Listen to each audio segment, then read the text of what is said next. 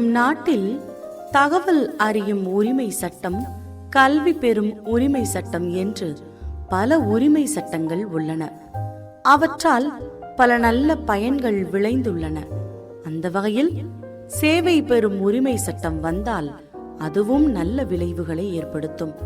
அது என்ன சேவை பெறும் உரிமை சட்டம் என்பது குறித்து இம்மாத நமது மண்வாசம் இதழில் உடனடி தேவை சேவை பெறும் உரிமை சட்டம் என்ற தலைப்பிலான கட்டுரையில் விளக்கியிருக்கிறார் காந்திய மக்கள் இயக்க மாநில பொதுச் செயலாளர் ப.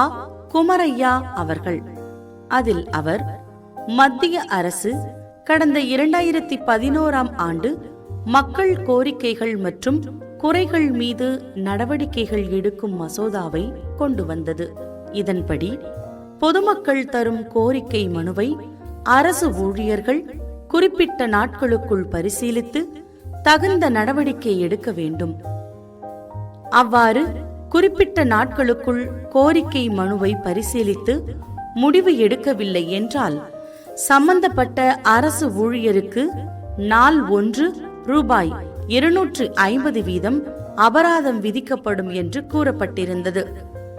மன்மோகன் சிங் அரசில் பொறுப்பில் இருந்த திரு நாராயணசாமி கொண்டு வந்த இந்த மசோதா அந்த மக்களவையின் ஆயுட்காலம் முடிவடைந்ததால் நிறைவேற்றப்படாமலேயே காலாவதியாகிவிட்டது என்கின்றார் குமரையா அவர்கள்.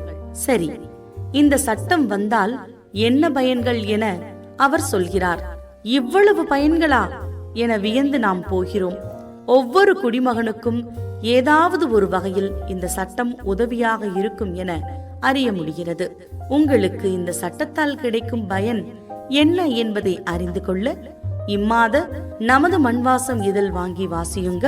இந்த சட்டத்தை மேலும் தாமதிக்காமல் உடனடியாக கொண்டு வர வேண்டும். நாமும் குரல் எழுப்புவோம்.